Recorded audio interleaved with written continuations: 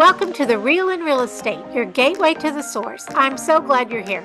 We're all about diving into the nitty-gritty of real estate, sharing insights, tips, and some awesome interviews straight from the industry's beating heart. From the latest trends to cool investment strategies, we've got you covered. Let's explore and uncover all the essential tools and knowledge you need for navigating the ever-evolving world of property and housing. Here we go. Hi, welcome back to The Real in Real Estate, where we talk to the experts, get the facts, and dispel the myths. And today we're here with Elena Sarango-Muniz. And I'm sorry if I didn't get that name right. You can correct me. I have no problem with that. That was perfect. Okay. Just to give you a little background on Elena, she is a leadership and executive coach, an HR consultant, and keynote speaker. She is originally from Peru and has lived and worked in the U.S. since she moved to Houston in her early 20s. She works with growth-minded leaders who want to live their lives at home and at work in an authentic way through the development of their emotional intelligence skills, which we call EQ. Instead of IQ, we've got an EQ, which is perfect. So welcome, Elena. Thank you, Jean. Happy to be here. Thanks for inviting me. Oh, I'm so glad you could come. This will be good for everybody. And for those realtors out there that are listening, any real estate agents, we're all constantly working with different kinds of personalities, whether we're just showing homes or talking or negotiating. So I think this will be good for everybody to listen to.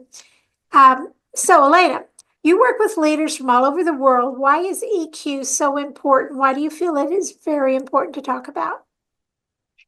Thank you, Jean. Yes, after working for 25 years with leaders from all over the world and being a leader myself, I came to the realization finally towards the end of my corporate career that IQ is no longer what makes a leader successful, especially now that AI is entering our world. Yes. And people being as complex as we are.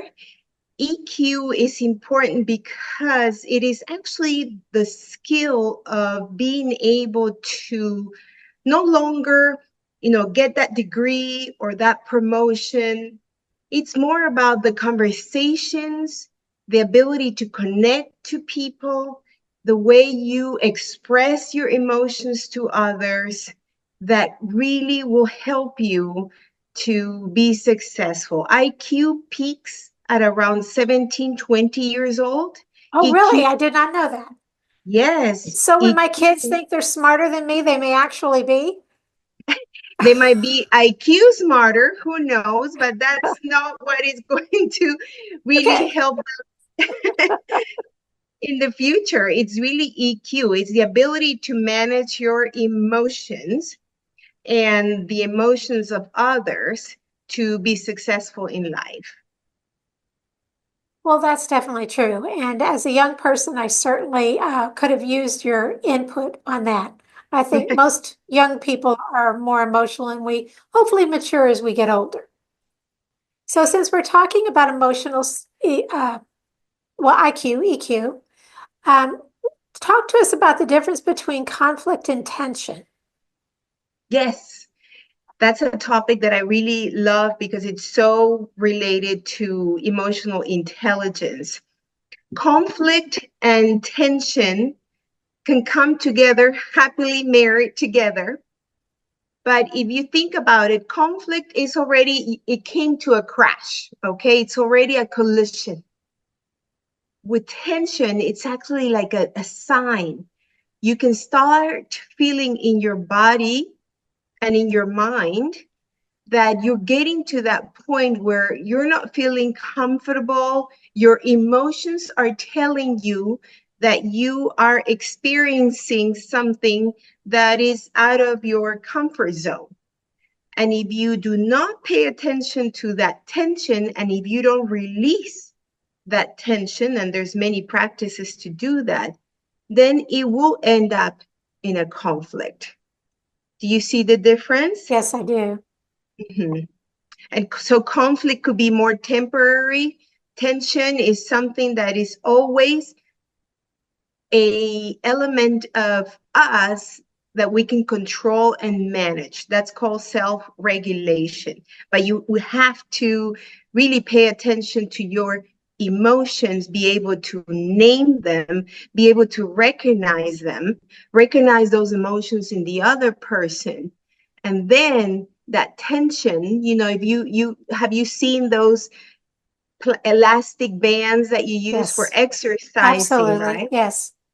And the more you use that tension to your advantage, the more you're able to build and release that tension. You know, you're building that muscle, right? Right. As in the gym. And so the better you get at managing that tension, therefore at reducing or managing conflict. Well, are there exercises for managing your tension, or how do we begin? I know we only have 30 minutes, so you can't go into everything, but what is something that would be simple enough for anybody to apply to themselves? Any helpful Yes. hints? The foundational element or component of emotional intelligence is self-awareness. That's like at the basic level. So if you know yourself, meaning if you can recognize when you are starting to feel certain emotions that are taking you to the wrong path, you're able to then start getting more self-aware, becoming more self-aware. So how do you do that? It's a proactive practice, okay?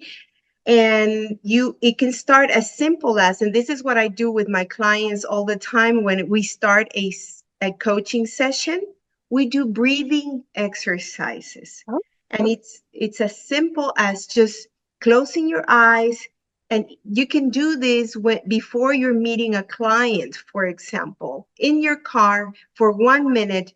You breathe, you hold it,